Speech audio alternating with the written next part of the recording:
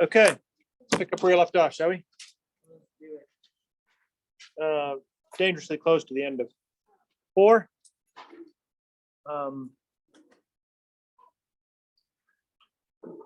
Finish that one up. Just start on 5. So,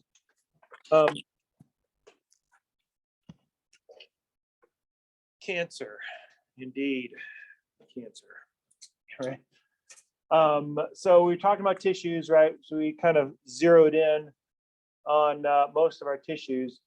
A couple of things, though, that kind of helps us to sort of frame things. And this is a kind of an important slide, right? Because this is something that affects all of us. Many of us maybe know loved ones who've had cancer or friends who've had cancer. Some of us, unfortunately, may have to fight that fight at some point in our life. But it's kind of a reality.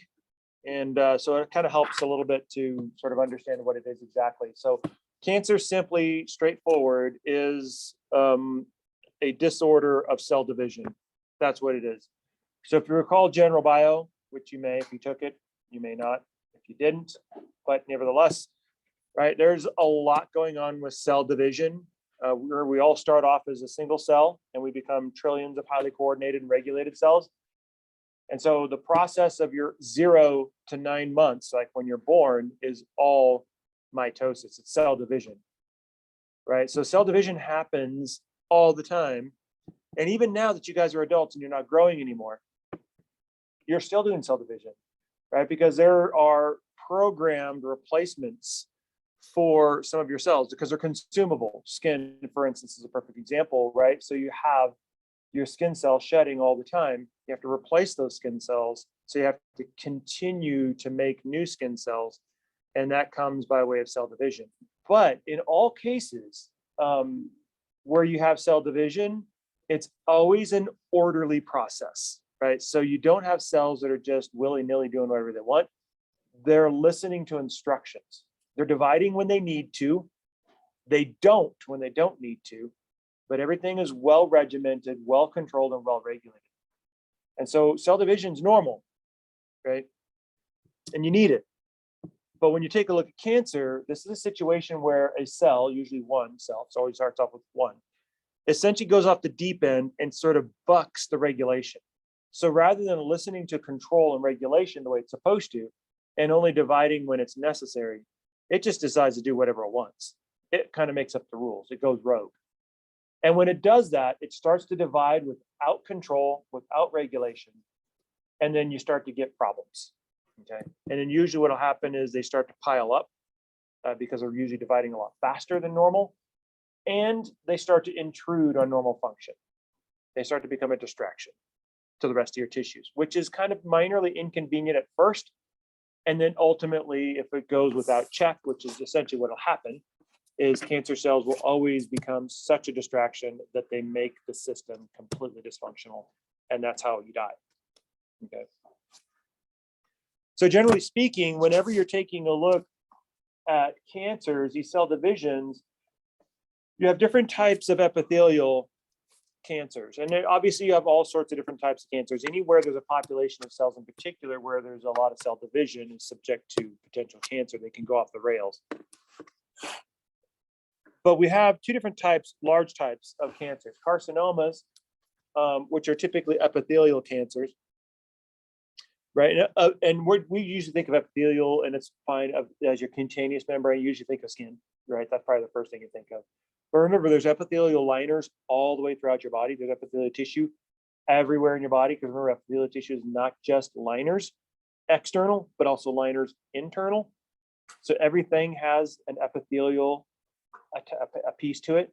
And not only that, but it's also glandular, right? So this is kind of like where you get all this sort of crosstalk. So when you have epithelial cancers in your lung because of the lung liners, that's a carcinoma of the lung. Breast tissue can become cancerous. We're all too familiar with that one, right? Colon cancer, prostate cancer, skin cancers. Notice what we have here are the big uglies, right? These cancers, this list of cancers are like the list of the most wanted. Right, these are the killers. So lung cancer kills lots of people. It's deadly. I mean, it's a very, very bad form of cancer to get. Breast cancer, we're well aware of how deadly that can be. Colon cancer. Actually, I think there was an actress who just died of colon cancer not too long ago, I believe. I forgot who that was, but it just hit the news like a week or two ago. So prostate cancer. I mean, this is a good one. This is not a good one, but if you have to get one, this is a good one because it's easy to catch. Assuming you're willing to actually go to the doctor and make sure you have it checked. This is the reason why actually prostate catches most men, is because they don't take healthcare seriously, right? I don't know what it is, that man thing, apparently. You know, it's like, real men don't need to go to the doctor. Yeah, real men die. That's how that works. How's that going to work for you, right? Because I can tell you, the Grim Reaper, he's got a sickle with your name on it. One way or the other, it doesn't really matter how much of a man you are. You'll die like everybody else, right? So yeah, that's usually the situation there, because let's just face it, guys just are terrible. Guys are terrible when it comes to their body. Women are much, much better about understanding their body, like keeping track of what's going on in their body, generally speaking. Guys, if it's not a muscle, it's like it doesn't exist. I mean, that's just how they are. You guys are like, you know, it's true, right? I mean, we're notorious, right? Guys are just notorious for that sort of thing. And I admit I'm bad. I'm bad. I'm bad. I probably should go to the doctor more than like every 3 years. But that's better than what I used to do, which was like every 10, 15 years. So I'm getting better, right? So it's all about progress. Just, yeah. So, you know, but anyway, that's, guys, take it seriously, because prostate left unchecked actually can kill you. Right? It's one of the reasons why you hear guys all over the place, like Jack Corrigan, for instance. If you're a Rockies fan, you listen to Rockies on 850. He's always talking about, because he had a run-in with prostate cancer. And I mean, anybody who's had a run-in with prostate cancer, they're like spokespeople for prostate cancer, saying like, guys, get over yourselves and get in there and get it taken care of, because this is an easy one. If you catch it and you take it seriously, this is an easy one to stay away from. It's just, you got to get it taken care of. Skin cancers, that's another big one, right? Especially at altitude, right? We are always very high on the list of melanoma frequency because of altitude, because we're a state full of skiers. So we like our altitude, we like our slopes. And so we get UV radiation coming and coming back, right? So we get a double dose, more so than the average bear. And then so that's like the liner stuff, right? And then the glandular stuff, that's going to be the adenocarcinomas. So basically the same, similar thing, just the two different pieces of epithelial tissue. So those are like the carcinomas, right? So sometimes you'll hear those. And then the sarcomas, typically these guys are different. They're not liners. These are going to be going after connective and muscular tissue. So sarcomas typically are much more concerning than carcinomas. I mean, carcinomas, there's not a good carcinoma, by the way, right? But sarcomas are tricky because they're embedded oftentimes in pre-existing connective tissue. So if you have a problem like a sarcoma tumor, it becomes a little trickier to deal with it because it's kind of like surrounded in tissue. And so it's harder to get to and sort of excise out without disturbing major chunks of connective tissue or musculature. Okay. And so those are difficult for that purpose. Okay. But it's a slightly different tissue layer, right? It's a mesodermal tissue layer. Remember, we went back to the embryonic tissues, ectoderm, mesoderm, and endoderm.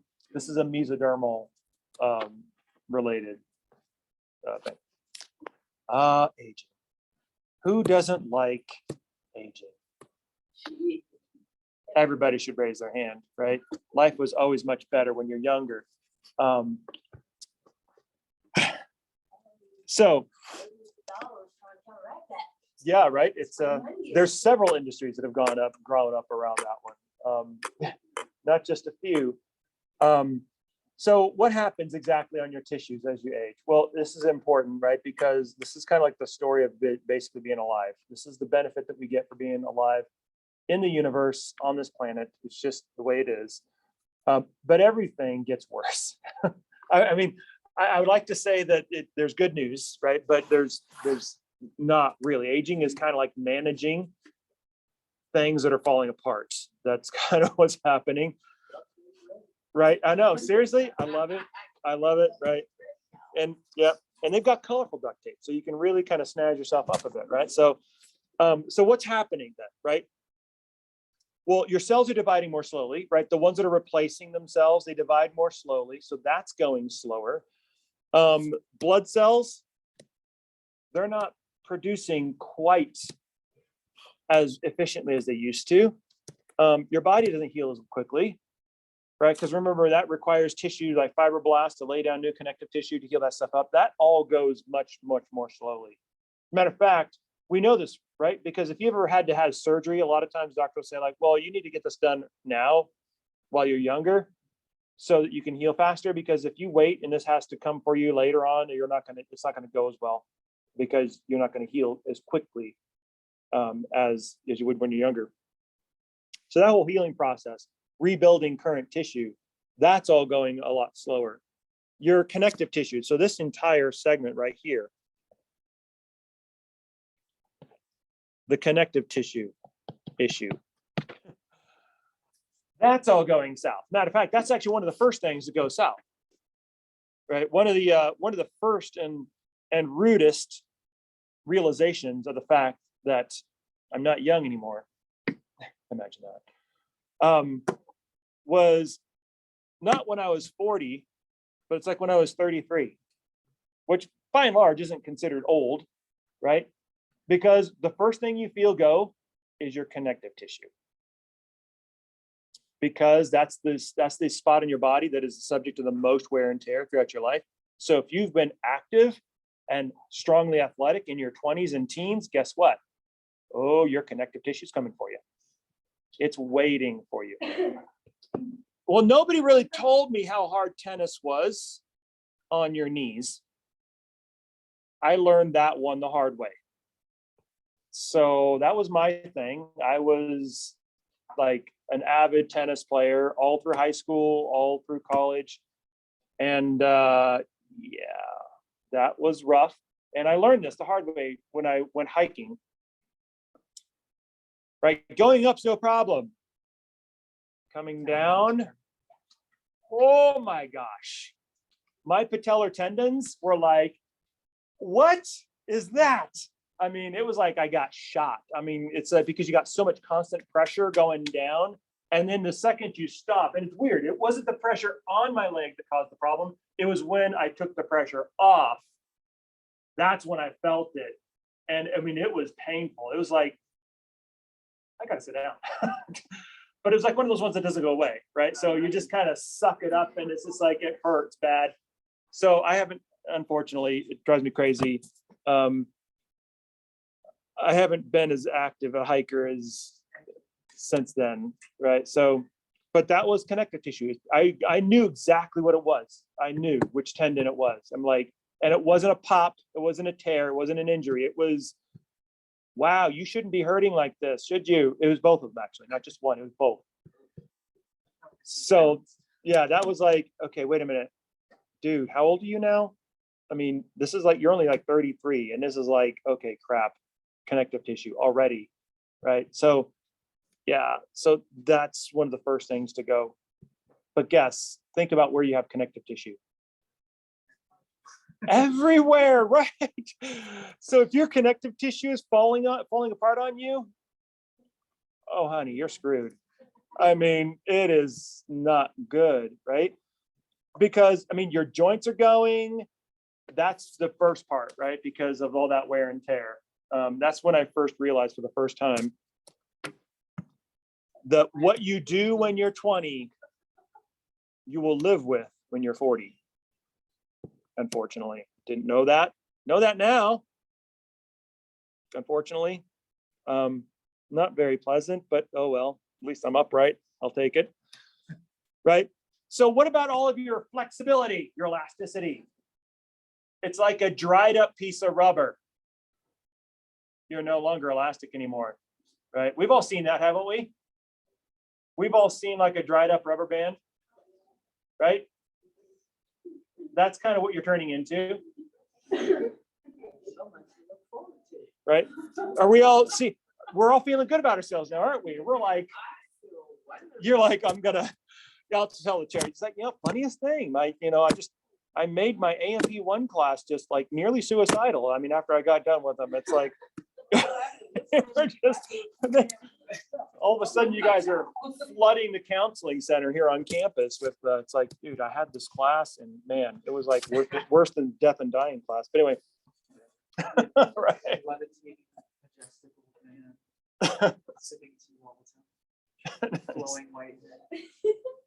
That's the cool part, right? Is the flowing hair. But anyway, right. So your elasticity becomes less. You become more brittle. Oh, by the way, where do you find your elastic tissue? It's part of your connective tissue pantheon, right? So you're starting to get worse. By the way, you can see this phenomenon too in sports, can't you? Right? When you're fresh and frisky, you've just been drafted, you're a young college student. I mean, you're taking on injuries, you're in there just playing on nothing, right? Because you have no more connective tissue in your knee, but you don't care, right? You're playing and flying all over the place, you're healing fast, you're in the game again. But you notice the older players, they're not doing that stupid stuff. They're all like, yeah, you know what? You got a good 10 yards on me, you go score your touchdown. I'm just going to walk it off, right? That's a business decision, right? That's like, you know what? I'm going to be more valuable if I don't try to be stupid and pretend like I can catch you, and I'll try the next play, right? So you tend to play smarter. Why? Because you know that stupid stuff will end your career. I mean, how many individuals do you know of like who've had Achilles tears? Those are bad, right? Or pec, right? That's a bad one too. Those are season enders, but usually it's in older players. You see more of these sorts of things happening in older players, and notice what it always is: connective tissue, right? And it's more frequent in the older players. It's the reason why you don't see running backs that last anymore, like for 15 years. This is the reason why the longest lived position in the football game is the quarterback. I was actually the kicker, but they don't, and they're not real, but they're like water boy, right? Kicker, just grab some water and give it to me, right? So it's kind of about the same. It's just a kicker is a water boy with a leg. That's about it. Sorry. But right, I mean, it's the quarterback. I mean, we just had Tom Brady retire after what? How many decades? Like 30 years. I mean, yeah, right. And he still probably could. I mean, he looks pretty good still. Yeah. So, yep, Tiger's coming back. But I mean, if you notice, the shortest lived are the ones that take all the punishment, right? The trenches, the trench warriors. They're the guys who are like, they're flaming out in 10 maybe. Running back is about 6 because they're constantly getting beat up. Their legs are getting trashed. Their connective tissue is getting trashed. And so all of this gets worse. By the way, have you ever looked, because we tend to forget about them when they retire. Take a good defensive lineman or a good offensive lineman and look at them carefully after retirement, decades after retirement. What do you think their quality of life is like? You can hear some of them. CTE. Yes, assuming you haven't bashed your head too many times. Yeah. Right, but you can actually hear some of them on like 104.3 The Fan. I mean, you can hear them, or on 850, right? Big Al on 850. So some of our old defensive linemen and offensive linemen who are talking about it, listen to them carefully. When they do their endorsements, they'll oftentimes talk about orthopedic clinics that they go to, back people that they go to. They'll say, if you have back problems, you need to go to this one. It did me. Everybody does it. Mark Schlereth, you hear it from him. You hear it from Derek Wolfe, who's Super Bowl 50 fame. You hear it from Tyler Columbus, also Super Bowl 50 fame. So you see all these trench warriors, they're coming out and they're basically living with all of these aches and pains. And when you listen to them as they get it gets worse. Like Jim Otto, the famous Hall of Fame Raider offensive lineman from the 70s. I mean, he almost couldn't walk as he got older because his knees were just so obliterated. I mean, he literally had nothing to walk on. Not back in his day, not with something useful. Yeah. So he was a little bit different.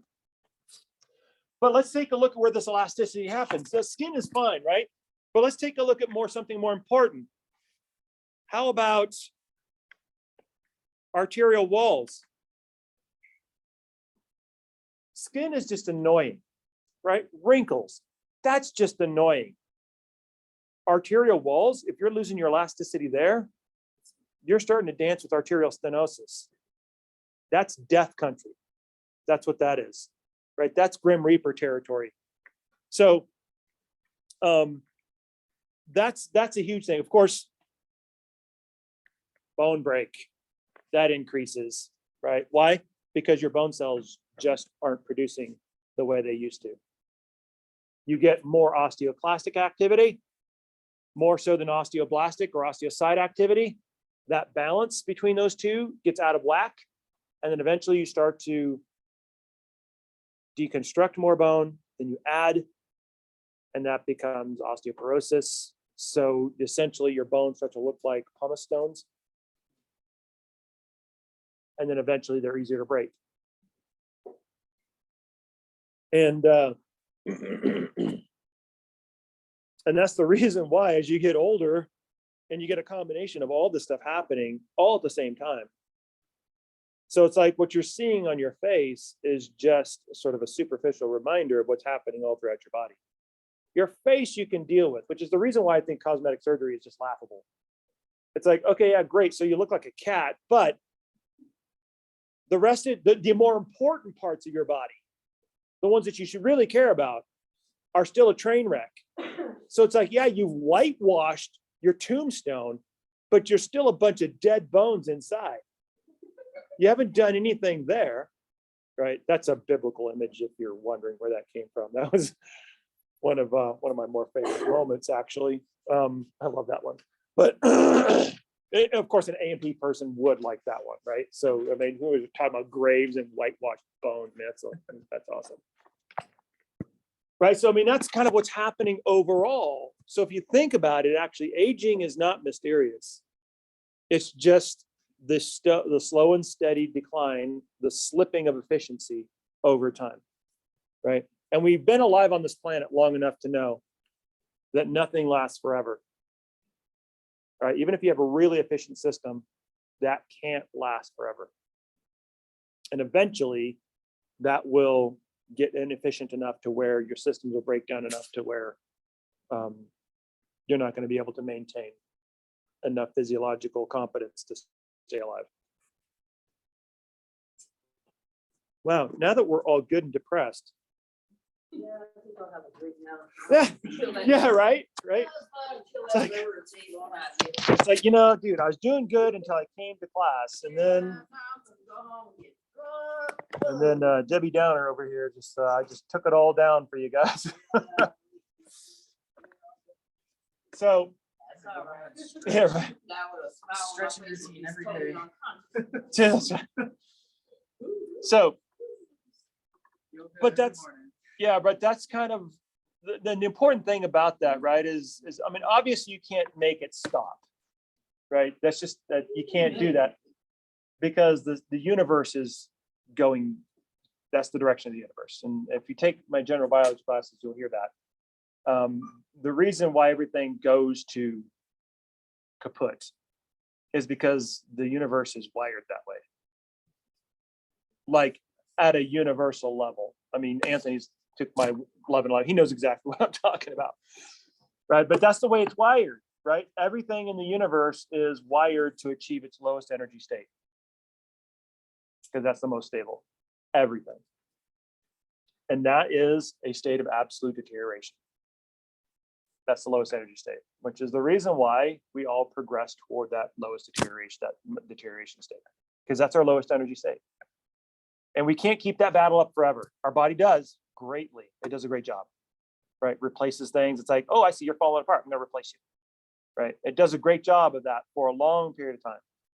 But how long has the universe been around? Forever. How long is it going to be around after us?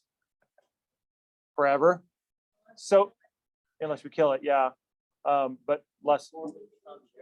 Yeah, but it'll kill us first, right? So, I mean, the universe is patient, isn't it? It's like, okay, fine, you go ahead and have your fun, but guess what? I'm waiting. I'm patient. I'll be here. And then slowly over time, we just kind of lose the battle, and that's life on Earth. Wow. We'll take that drink now, right? And yeah, right. And don't water it down. Give me the straight. Leave the bottle, right? And Mike, you want to just pull the case up because we're closing the place down.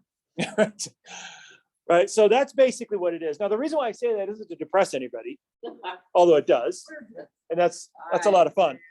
But the reason why I say that is because physiologically, on a medical level, when doctors are doing battle with disease and trying to figure out how to fix somebody, what they're ultimately fighting with is this kind of overall progressive trajectory downward. And so when we get sick, we try to come up with different ways to sort of take that away, a replacement knee, for instance, eventually, right?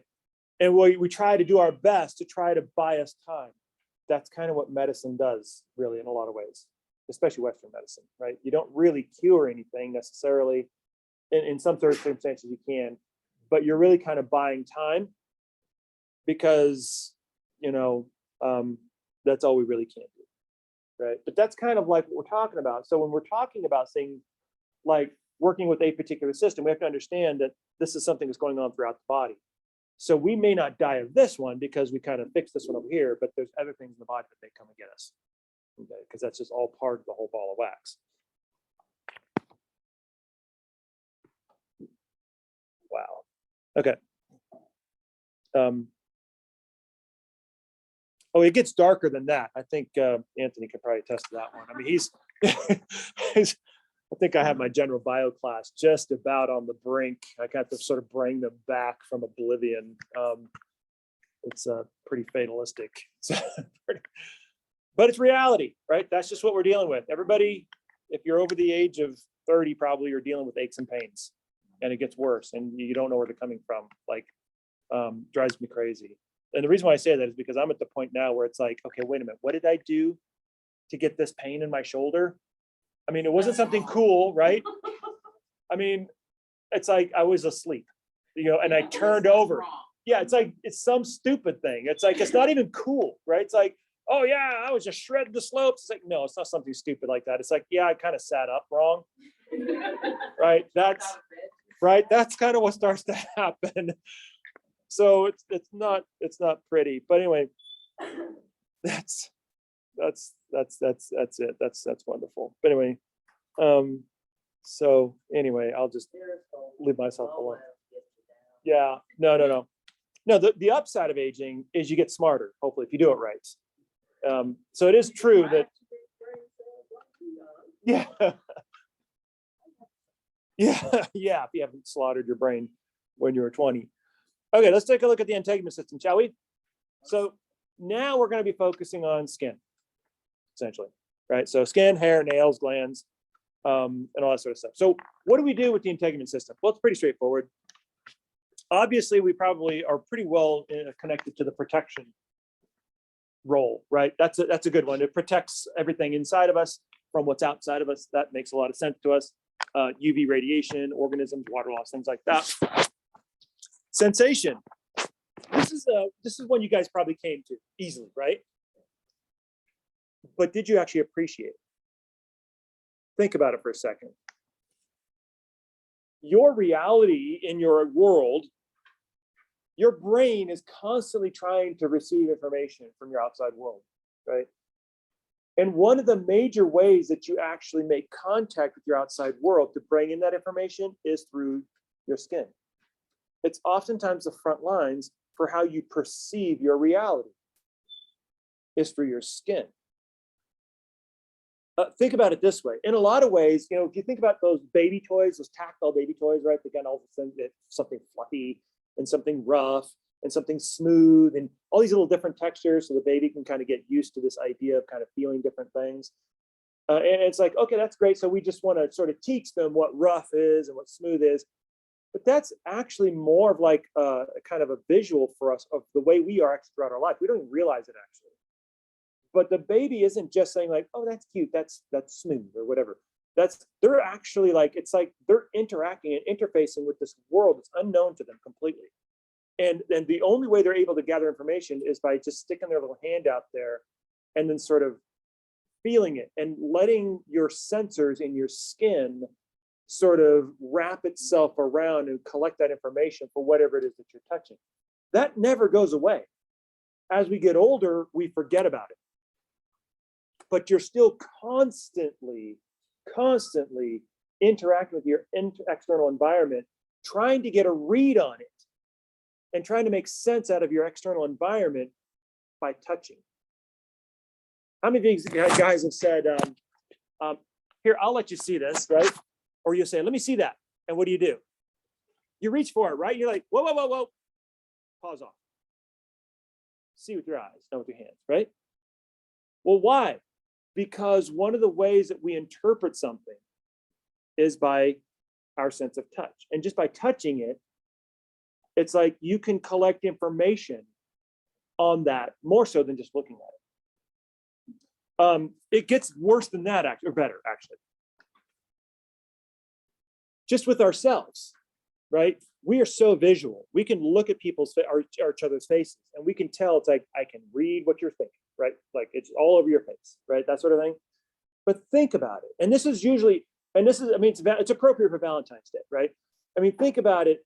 When you have like a significant other and somebody you really love, somebody you're like really deeply in tune to, when you touch them, it's like a completely different sensory experience than if I were to just touch and say like smooth, right? When you touch somebody, especially somebody who's really close to you, it's almost like a Vulcan mind melt, right? You guys know what I'm talking about?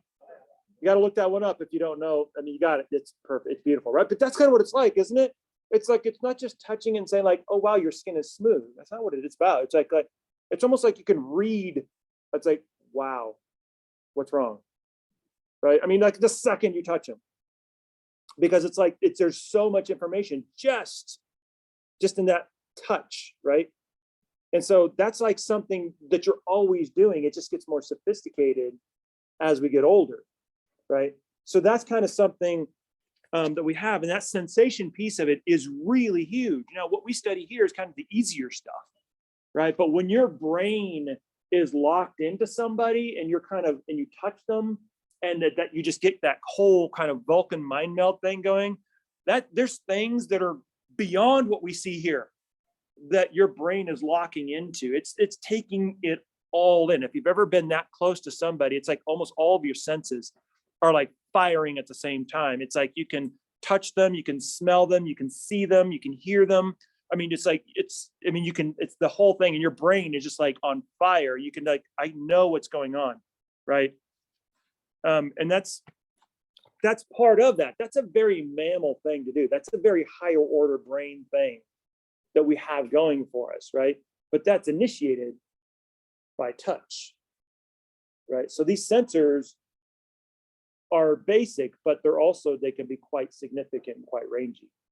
And that's because of the interface between sensation and interpretation in our brain. So we have a lot of sensory receptors in there, right? Some obvious ones. So heat, cold, touch, pressure, pain, those are all good, right? You want to know all of those. Temperature regulation. This is a big one that a lot of times people don't realize, but this is an enormous spot for regulating your body temperature.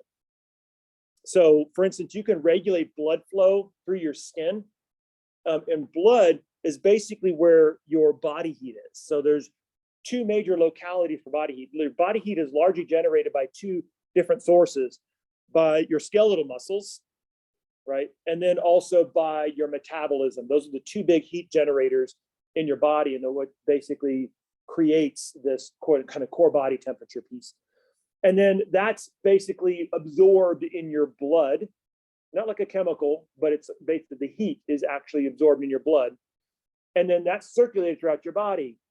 And so if you actually need to get rid of heat, you can send more blood to your skin and basically have that heat shed through your skin. Okay. So there's a huge temperature, and we'll talk a little bit more about temperature regulation here in a couple of slides. It's a really, really big deal. The other one is also another one some of us may have access to and may remember, and some maybe not, but vitamin D, right? So this is the one vitamin that you actually need to make yourself, is vitamin D. You can't consume this one, you can, but not the way the skin does it, right? So you need sunlight in order to make vitamin D. There's a series of steps actually in the production of functional vitamin D, which is ultimately made by the kidneys in the form of calcitriol. But there's several steps in there. The first step of the first precursor is in the skin, right? So where you basically activate this production pathway with UV light exposure to the skin, and then it goes to the liver, and then it gets modified to the next step called calciferol, and then it goes to the kidneys to get modified into calcitriol, which then is involved in water balance and things like that. So vitamin D production is important. And then of course, excretion. A lot of people don't really think you don't really think of your skin as an excretory organ, but it actually is. So your sweat is not just all water. There's actually different molecules and compounds that are excreted in that. Some of them are nitrogenous in nature, some salts and things of that nature. That's the reason why sweat is kind of salty in nature, because you're excreting some of these compounds in your sweat. Okay, which is the reason why always dogs like to lick on you when you're. It's because the salts. They see the salt and it's like your big salt lick. Of course, you know, what self-respecting dog doesn't want to go, you know, lick on a salt lick, right? So that's kind of what you are. But remember, dogs also have a really great sense of smell. So they can probably also smell the metabolites that are being excreted in your sweat as well, even when you don't think it's there. Right? This is one of the reasons why dogs can be trained to be good, like detectors, like service detectors. Like a dog can tell, it's like, oh wow, you're in trouble physically because there's some bad smell coming off of you. Nobody else can smell it, but the dog can smell it. Like they can be trained to smell cancer because there might be just some little micro compounds that get shed by cancer, and the dogs can smell that, and you can train them to smell it. Those are always fascinating. I love dogs for a lot of reasons. Did you hear that, Moose? I love dogs. But so he's like, I'm good. I'm sleeping. Leave me alone. So that's kind of the functions of it, right? So now what you notice here is you have some stuff that we know about, right? So maybe protection, sensation, and then you have some things that are a little bit more physiological in nature. That in a lot of ways, I would argue, are probably the most important ones, even though oftentimes they're the ones that people most likely don't or aren't aware of. Okay. So let's go ahead and take a look at our structural component, right? So when you take a look at your skin, you've got essentially a system that has 3 layers in it. So the most superficial layer is your epidermis. That's this upper layer here. That's a little long. It's right there. So there, that's your epidermis. It's the uppermost part. That's the part that you can see, that you can touch. And certainly this part is associated with protection, right? And basically protecting you from water loss and things like that. There's not a lot getting through that one. It's designed to be a good barrier. It's also designed to protect you from chafing, right? And from wear and tear. So that's the reason why it's a stratified layer, is because of that. Then below that, which is the thicker layer, is what I would call your skin proper. So this guy right here is your dermis. And your dermis is pretty much all connective tissue. And there's 2 main layers to the dermis. There's the papillary layer and the reticular layer. But it's all connective tissue of one stripe or another. And this is basically strength. So this dermis is your leather. So if you're wearing leather, that is the dermis of a cow. So what we know as leather is the actual dermis part of it. And part of the curing process of leather is stripping off the two other layers and getting down to the dermis. So this is that tough connective tissue component.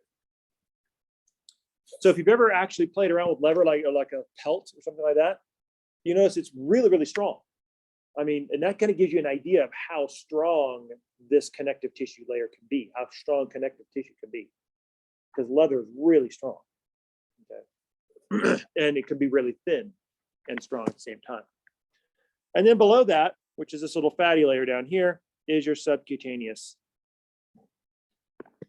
Technically speaking, the skin proper is the dermis and the epidermis, and the subcutaneous, or the hypodermis, sometimes what's referred to, is below. It's technically part of the skin. It's kind of where you're going to see that hypodermal fat, that subcutaneous layer. This is mostly like, this is where you have your fat reserves. So like if you were to take a look at your spare tire, right, or your saddlebags, and if you were to kind of take a cross section of it, you would see your epidermis, your dermis, and then you'd see varying thicknesses of this layer, this hypodermis. This is where you're packing your saddlebags, okay, in this particular area. And then under that, then would be the muscle, right? So.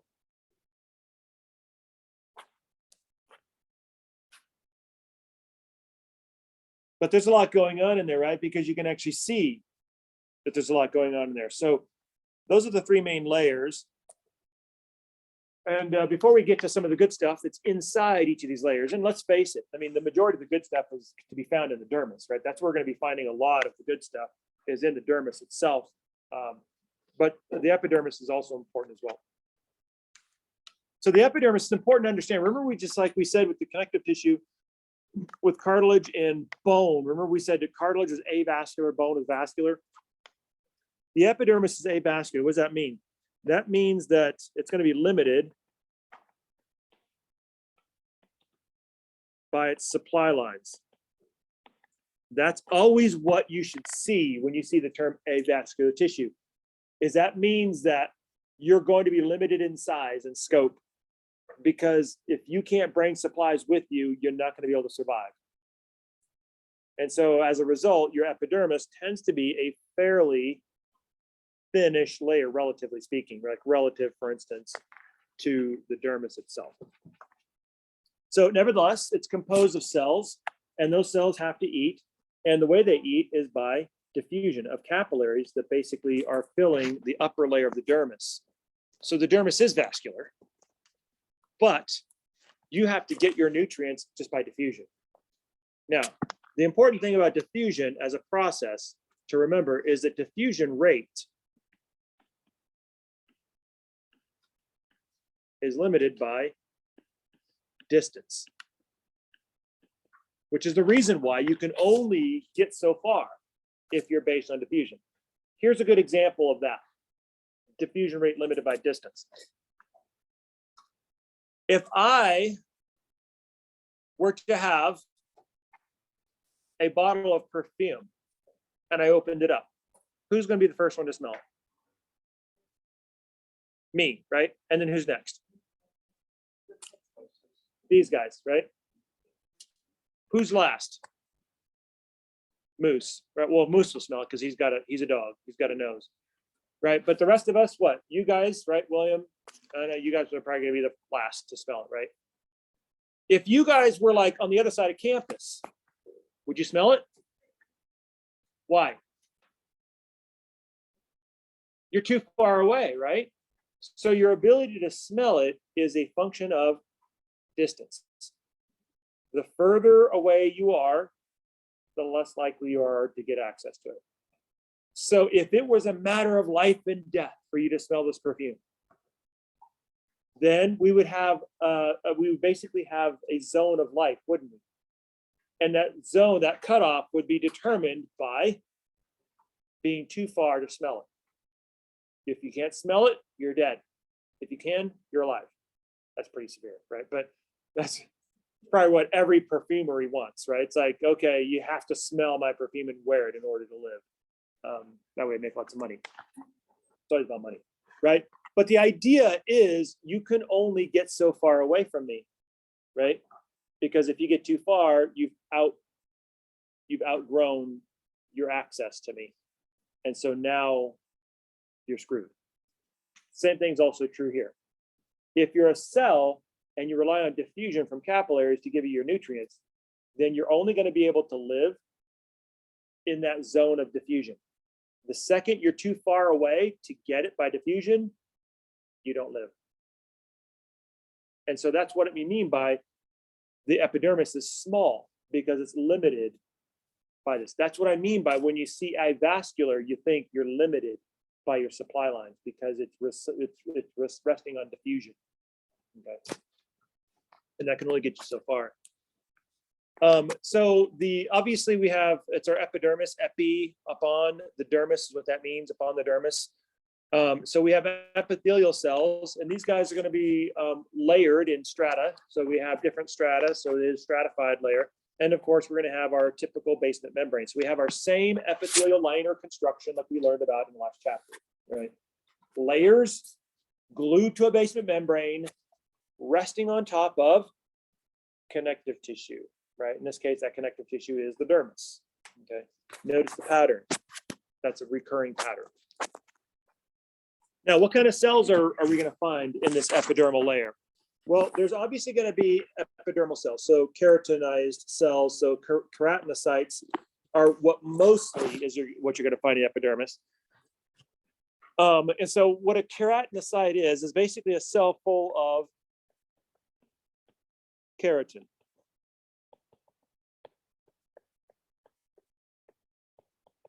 Which is a structural protein.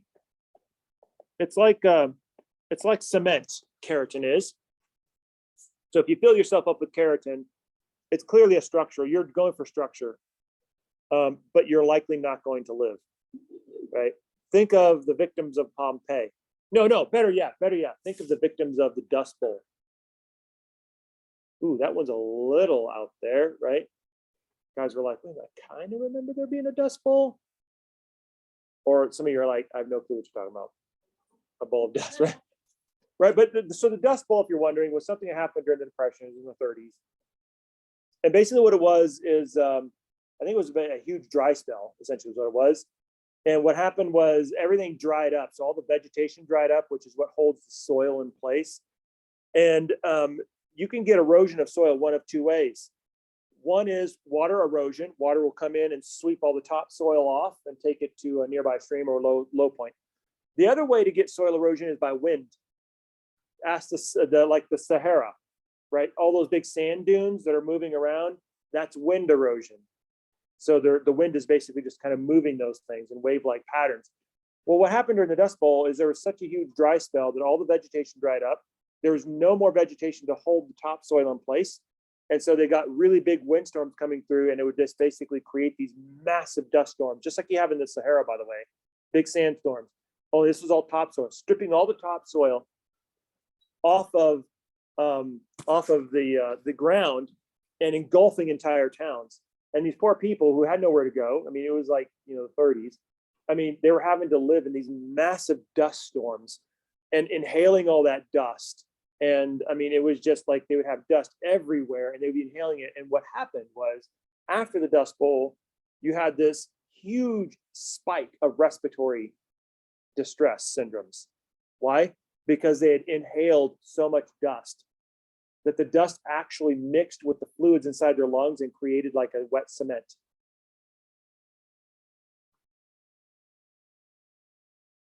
So that's a good way to die. By the way, that's also what happens like if you're in any kind of a particulate atmosphere, like if you're in a volcano with ash, same thing. If you're in a dusty area, same thing. That's what's happening. You're getting that dust in you, and that's creating like wet cement in your lungs, and you can't get rid of that, right? So basically you would end up dying of some respiratory problem. But that's an example. This is like your lungs filling up with cement. That's exactly what these cells do. They fill up with a cement like protein, keratin, and they die. Well, as it turns out, they don't really die. You kind of turn into a statue, right? I mean, if your whole body filled up with cement, you would die, certainly, right? But you'd look great. I mean, you'd be like a statue, right? I mean, that's what you would be. And so you'd be structural, but you wouldn't be alive anymore. And that's essentially what your skin cells are. So they're dead cells full of keratin. Now, the other thing you also have out there are melanocytes. This is basically what's holding your skin color, your pigments. There's different types of melanin, different colors of melanin that you have, and that's all genetically controlled. But ultimately, these are all part of the layer as well. In addition to this, you have a couple of other lesser known cells, Langerhans cells, which are basically immune types of cells. Remember, you always have that little immune outpost wherever you have tissues exposed to the outside world. Langerhans cells are that type of an outpost for skin. So they have an outpost of cells there. So these guys are immune to protect you from outsiders. And then the Merkel cells, which are light touch detectors and gentle sort of thing, like the feather touch. That's what they are, like being able to discern the touch of a feather on your skin. That's what Merkel cells do. So these are all cells that are in kind of inside your epidermis as well. Now, because most of your skin ultimately gets keratinized, then there's obviously a process to this, right? There's a process to this journey. Not every single epidermal cell begins dead, right? You start off with living cells that then progressively move through stages of aging and death. And then they fill up with keratin and they die and they become structural at that point. So this process of turning into a keratinocyte is what's called keratinization. And it's a treadmill effect. It begins with living cells on the inner portion of your epidermis. And then as it starts to move closely and progressively toward the surface of your skin, they go through this progressive stage-wise development where eventually they will die and then fill with keratin to become those tough outer skin cells that you all know and love so much.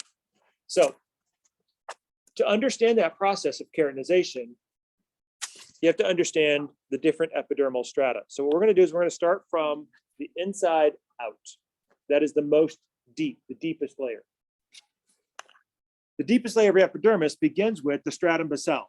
This is the deepest portion of your epidermis. This is also the mitotic layer. Remember, everywhere you have replacement of cells, you have to have mitosis, that's cell growth, and it has to be under control, and it is.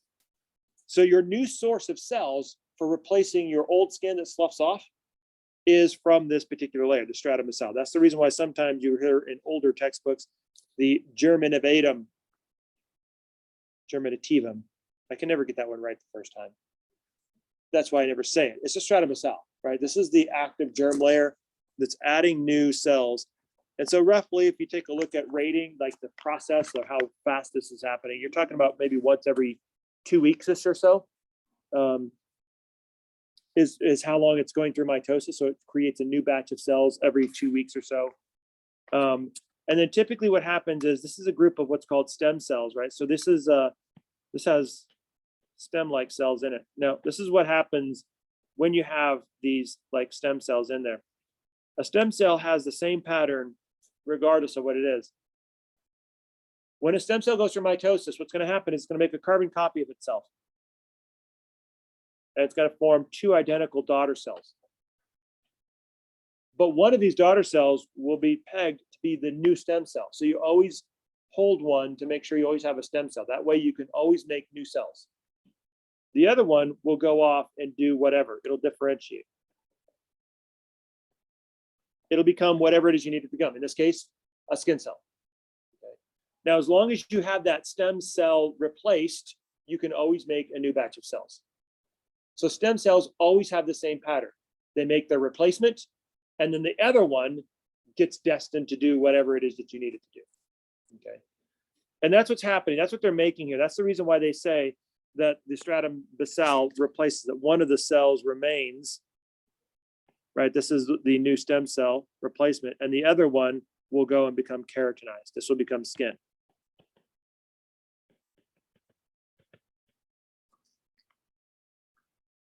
Now, at this particular point, this cell layer, this new cell layer of new daughter cells that are now ready to go through this keratinizing process, you have to hold these guys together, right? So they're on a basement membrane, that's true, but you have to hold them together with cell junctions. And those cell junctions we use in skin are called desmosomes. They're like buttons that fasten cells together, right? They're proteins actually, but they're like buttons that fasten cells together. And so even though you're basically making a new cell round of cells every 14 days, the keratinization process takes a little bit longer than that. So to go from the stratum basal to sloughing off, you're talking about a month or two, roughly. So what that means is you've got this sort of ongoing, and the problem, the reason why there's so much range there, by the way, is because depending on where you are in your skin or what you're doing to your skin, this will change, right? I mean, if you're like really doing something where you're chafing off a lot of skin, that's going to go a lot faster. If you're not really doing anything and you're like just indoor hands and you don't do anything but just sort of sit there and smile, then you're probably not going to have a lot of wear and tear on your skin. So you're probably not going to be sloughing off as greatly or actively as somebody maybe who's like got a lot of wear and tear. So you're basically making new cells a lot faster than you're sloughing them off, which is a good thing, right? Because you don't want to lose all your skin before the new cells have a chance to replace them, right? That's a bad idea. But you can handle that, right? Because what happens is you just take those excess cells and you pack them into that outer layer of skin, which is the outermost strata. So that's what's happening in your basal. Really, really important layer, right? Really understanding how skin works is all focused around how this stratum basal works, right? This is a really key layer. So the rest of these is basically, now that you've created these new cells, now let's start marching forward and going through the keratinization process. That's what's happening from now on out. So going a little more superficial now, we run into the stratum spinosum, right? So basically this is the spiny layer. So that's what they're talking about here. So notice you don't have, you have a few more layers here in the stratum spinosum. So you're talking about, you know, between a half dozen to a dozen layers. It depends, of course, on the skin itself. But this one is a situation, these are all connected by desmosomes still, but they're filling up with lipid-like structures called lamellar bodies. This is a key thing, right? Because from here on out, as you go from one layer to the next, is these cells are certain to acquire different types of intracellular components to them that will be necessary for keratinization. So they form these lipid types of lamellar bodies, but then they're also starting to lay down for the first time keratin fibers. So they're making keratin protein, and they're not putting them together, right? They're just kind of making the raw materials. They're starting to make those keratin fibers. So they're not quite ready to just turn it over just yet. They're not filling their shoes with cement just yet. They're just making the materials for it. So that comes a little bit later. These are living cells still. And so they kind of had, and the reason why they call it spinosum is the cells kind of have this sort of spiny look to them, this kind of pointy star-like shape to them. As you continue to move more superficial, then we get to the next layer, the stratum granulosum. Notice you're starting to get thinner. In this case, instead of a half dozen to a dozen layers, you're starting to get to maybe a half dozen at most. So 2 to 5 layers at this point. You start to have these diamond-shaped cells. So it's starting to get a little pointy, but they're still kind of flat. The important thing about granulosum cells is they're starting to make a molecule called keratohyalin. They're packing these into granules, right? Like little grains of condensed keratohyalin. And then so that's an important thing. So that's a huge step in granulosum. So hang on to that one. Put like a little finger in that particular one. We'll circle back around to keratohyalin here in just a second. And then chicken. No, donut. Oh, a donut. Does it taste like chicken? No. So yeah, that'd be disturbing actually. I will be Like chicken is good, but not when it's a donut, right? So be like the sweet chicken recipe. So at the same time in this particular phase, granulosum is a really important phase, right? So now what's going to happen is your lamellar bodies are going to start to release those lipids into the extracellular space. Remember when we talked about extracellular matrix, or we talked about extracellular matrix being a key component for laying down tissue? That's exactly what's happening here, because you don't just have proteins. Remember, all of these cells are going to be, they're mostly cellular, that's true, but because they're more structural, there's going to be a greater extracellular matrix presence to it, right? So you're dumping these lipids in the extracellular matrix. So you're starting to lay down that groundwork of extracellular support that's going to be important for connecting the continuum of the tissue across large swaths of tissue, right? So when you're laying this down in extracellular space, you're laying down that background effect, and that's why the this lipid body release is an important piece. And then the last component of granulosum that you're going to be taking a look at is cell death. This is where the cells begin to die. So they've kind of done their thing. They set everything up, and now they don't have anything more to do. And so this is where you start to see cell death. So ultimately what's going to happen is the nucleus and other organelles will start to degenerate. When you start to degenerate, then you're going to die, right? It's just like if your cardiovascular system degenerates, you're going to die. You get to the point where you're no longer functional, and then you're going to die. Now the cell dies, but the actual structure of the cell stays behind. And what is it full of? Keratin fibers and keratohyalin granules. So these don't degenerate. The organelles do, right? You get the organelles out of the way, but the keratin fibers and the keratohyalin do not. Now, why is that important? The reason why that's important is because keratin fibers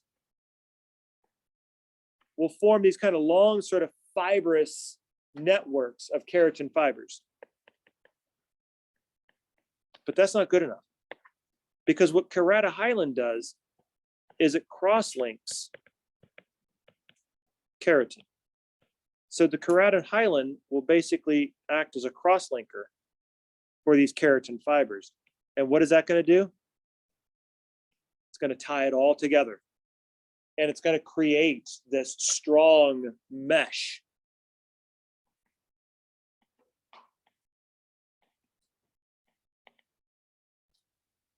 That's kind of like this interwoven, it's almost like gauze, right? So it becomes very strong now, almost like a rebar wire gauze in this particular system. Now, when you add that to the idea of everything else that's in there, then what's happening is you're starting to create this very strong structural type of matrix that's in there, okay? Composed of keratin and keratohyalin with the crosslinker. So granulosum is a very, very important layer. This is where you start to assemble that structural support, and the cells basically die back to make room for that. Yeah.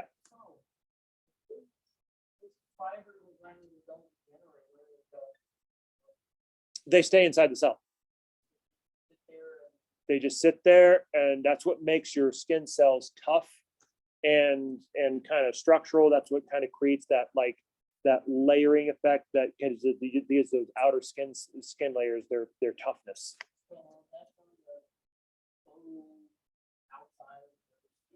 Yep. Nope. And when you slough off your skin, that's when it leaves. So when you just scratch your skin off, just normally, not like bleeding, like but just like when it just normally flakes off, that's those keratinocytes that are full of keratin and keratohyalin cross-linked, and those just go into, to be honest, those goes into house dust. That's what most of your house dust is. So for those of you who are avid dusters, good for you. It's mostly skin. So that's gross, isn't it? Like we said, humans are gross creatures. I mean, we're full of slime, snot, mucus, right? I mean, we're dandery, we've got dirt all over the place, we're just really dirty. What about people who are allergic to dust, though? No silk. Yeah. It's not all you. A lot of dust is also other things that are in your environment. So it's mostly you, right? So a lot of it is you, but a lot of it is like any dirt that's around that will come in. Pollens during the spring season is a big component of dust that causes problems. And all that stuff collects not just in the house, but also in your vents, and it hangs out in your ductwork. And so you can have seasons worth of allergens just hanging out in your ductwork. And so every winter when it comes out, you just feel terrible because you're blowing it all out. And that's all compounded if you've got animals. So all the pet dander and of course, if you got a good dog, right? I mean, they bring in half the backyard with them. So all of that goes into dust. So that's wonderful. And if you're anything like me, right, with 6 dogs, I mean, it doesn't take long before you just see like half a dog's worth of hair, like just on the ground. It's like, what? I mean, do you have any hair left on you? I mean, you know, they're just all over the place. The lint trap is always a wonderful experience because, I mean, you can see like, I mean, it's like, okay, wait a minute, there's like a full dog's worth of hair there. I mean, okay. So yeah, so don't come over to our house if you're allergic to dogs because, well, we're getting rid of the kids, not the dogs. It's like, we'd be like, you know, we don't get rid of the dogs, we just wear masks. Deal with it. So, some things are worth it, some things are not. Okay, next layer. Head more superficial, stratum lucidum. By the way, stratum lucidum is a little bit of a catch-22, right? So this is only found in palms and soles. This is thick skin only. That's where you find this one. So like if you take a look at scalp skin, which is what we were looking at in our slides, that is not where you're gonna find lucidum, okay? Lucidum's only in the thick areas, palms and soles. And so this is kind of where the keratinocytes kind of start to separate a little bit and they kind of create that little clearing zone. And then the last one is your stratum corneum, the most superficial. And this is where you have most of your layers, a few dozen layers of dead, keratinized, what we call cornified. That's essentially a tough, husky type of skin that is largely just all keratin-filled dead cells. Okay, that's the thickness of your skin. That's the majority, the thickest layer of all of your 5 epidermal strata. And this is where you have those cross-linked keratin fibers. So it's largely proteinaceous. You got a little bit of cell there, but it's mostly protein. It's very protein heavy, your skin is. And it's that structural protein. It's like a little gauze-like fish network of keratin fibers cross-linked with keratohyalin. Okay, so I've done too much in my excitement. So I'll quit now. But what I'll do is I'll pick it up here with the visual version of those 5 strata. So you can kind of see what this looks like. Okay. And that'll be for Thursday. Make sense?